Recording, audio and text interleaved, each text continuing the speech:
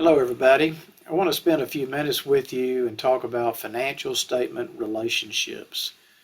We have discussed three financial statements: the income statement, also known as the statement of operations, and the formula for that is revenue minus expenses equals net income.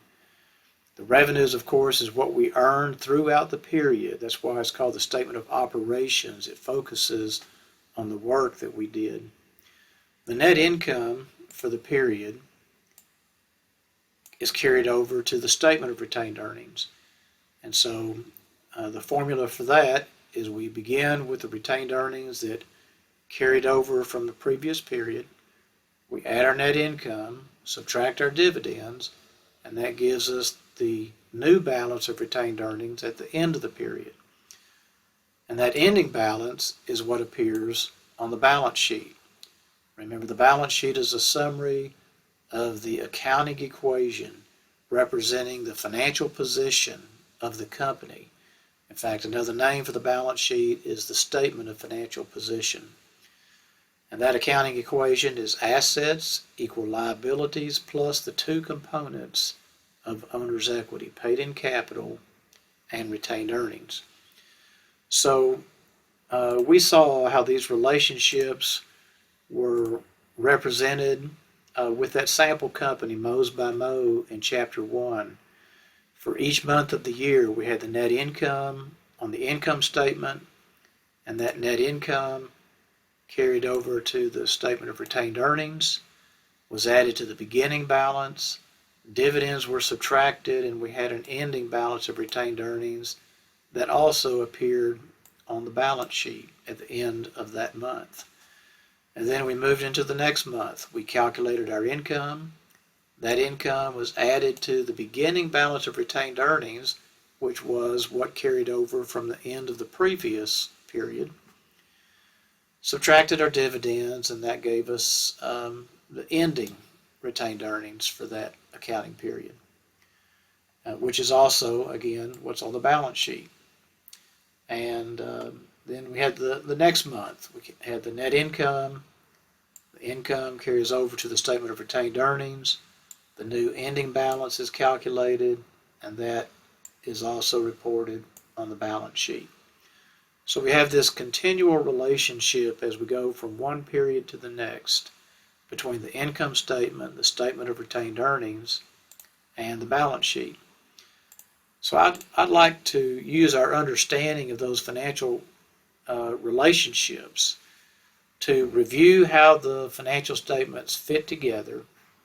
So what I have here is I have 3 years of information, and I've got information from the balance sheet, the income statement, and then also the statement of retained earnings. And I've left some items missing, and I want us to think about how we can use our understanding of those relationships to find those missing pieces. So for example, on the balance sheet, we know that the sum of the liabilities and the owner's equity has to equal the total assets. So in year 1, assets are 80, so these three have to add down to 80, which means that the number that we're missing, we've got 50 here, so we're missing retained earnings of 30. Now, this is the balance sheet at the end of year 1. And we're assuming that year 1, this is our first year of operations. On the income statement, we've got revenues minus expenses, 70 minus 25. So that gave us income of 45. And that net income carries down to the statement of retained earnings, is added to the beginning balance, which, since this is our first year, that beginning balance is 0. We're going to subtract our dividends, but I don't know what our dividends are, but we do know that our ending retained earnings, as we can see on the balance sheet up here, is 30. So if the ending retained earnings is 30, that means the missing dividend amount has to be 15, because when those, I'll put it in there as a negative number, because those dividends are going to be subtracted to get down to that 30. So the dividends for that period are 15. So then we can go into year 2.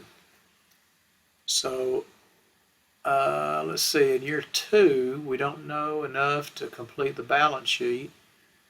We do know that our income, revenues of 110 minus expenses of 60, our income would be 50.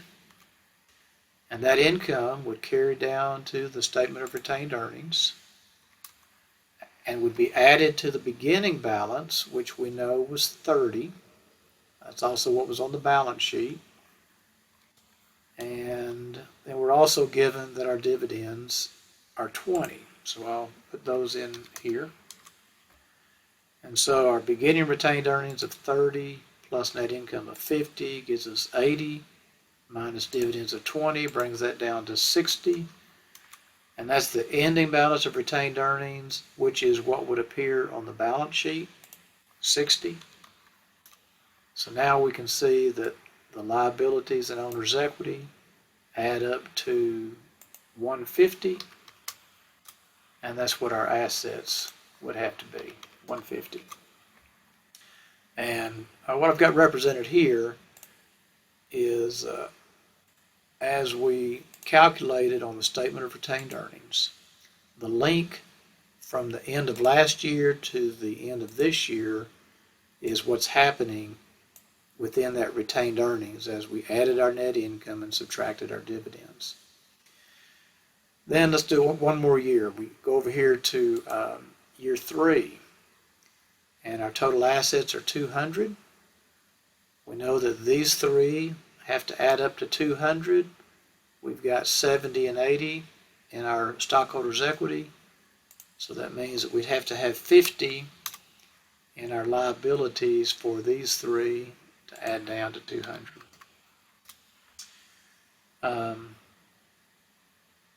We don't know what our revenues are, so we'll have to back into that with our net income. So we do know that our beginning retained earnings in year 3 is whatever we ended year 2 with, so that would be 60. Our net income we don't know, but our dividends are given as 30. And we also know that our ending retained earnings is 80 in that period.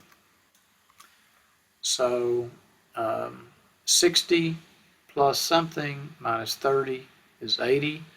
We can kind of add backwards, and it looks like the missing amount of net income would be 50. Let's see if that works. 60 plus 50 is 110, minus 30 is 80. So we have found the net income of 50, and again, what I've got represented up here is how that the same information represented on the statement of retained earnings. I've just got it listed another way to show how the years are tied together. So if our net income was 50, that means that our revenues for this period had to be 140.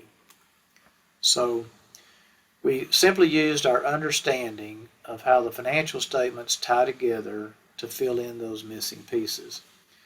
So rather than simply being a math exercise, I really just wanted you to focus on those relationships, and now we can put that into use as we think about the future. So here we are standing at the end of year 3, and we're looking into year 4, and of course everything in year 4 is empty. But we can use our understanding of the financial statement relationships along with our plans for the future to think about what those future results might look like, and also help us to make some plans for how we're going to finance those financial plans. So here's a summary of what we're planning to do. It says Maggie, the owner of this business, has decided to expand her business in year 4 by doubling the total assets.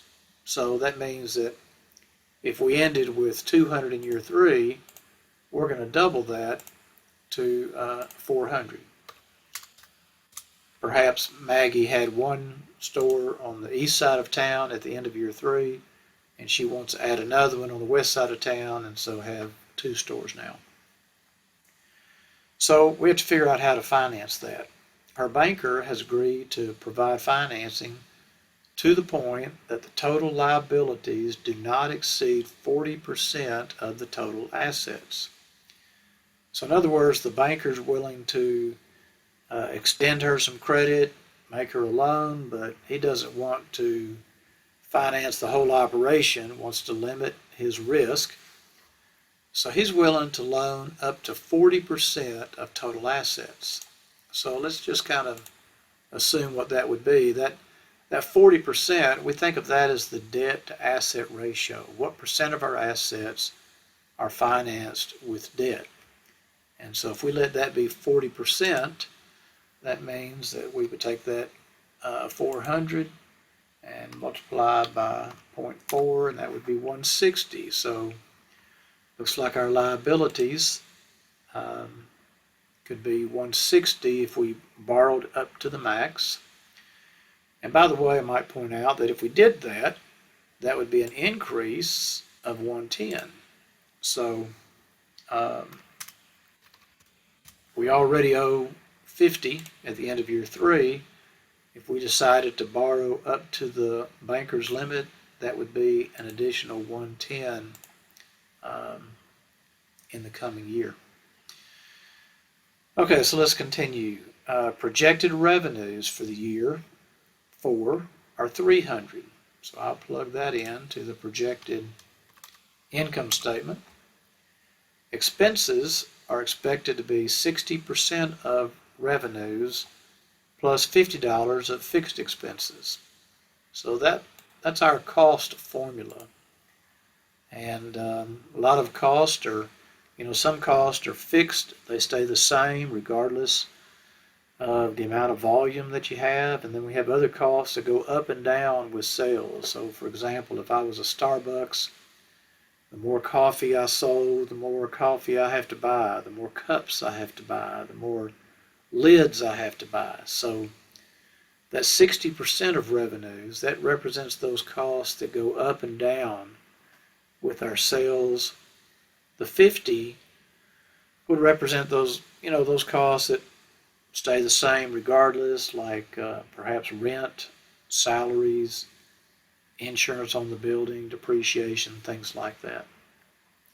So in this case, if we had 60% of revenues, that would be 180 plus 50, that would be 230 in total expenses. Again, that'd be 60% of 300 is 180 plus 50 would be 230, and that means that our income would be 70 in that period, in the next year. And that net income will be added to the beginning balance of retained earnings, which is what we ended the previous year with. And then let's see about dividends. Maggie also intends to pay dividends of $30 in year 4.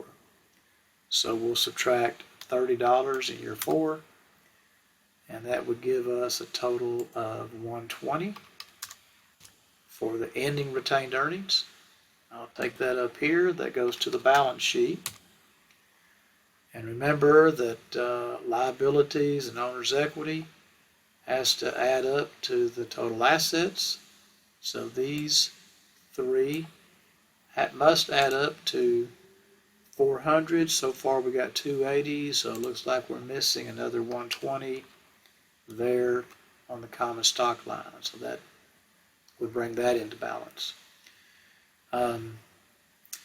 So again, in the retained earnings, this simply shows how the beginning retained earnings is linked through net income and dividends to get that ending balance.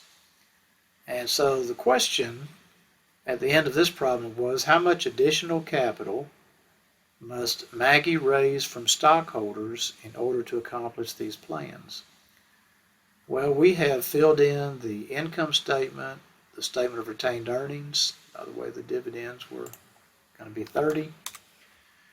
And here's the balance sheet.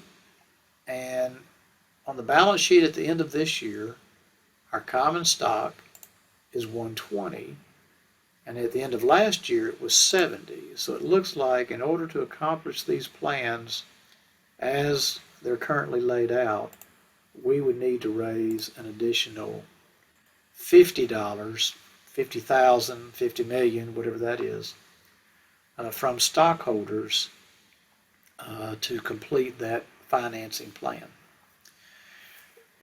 So what this does is it allows us to use our understanding of financial statement relationships to think about the future and think about how the financial plans all have to come together.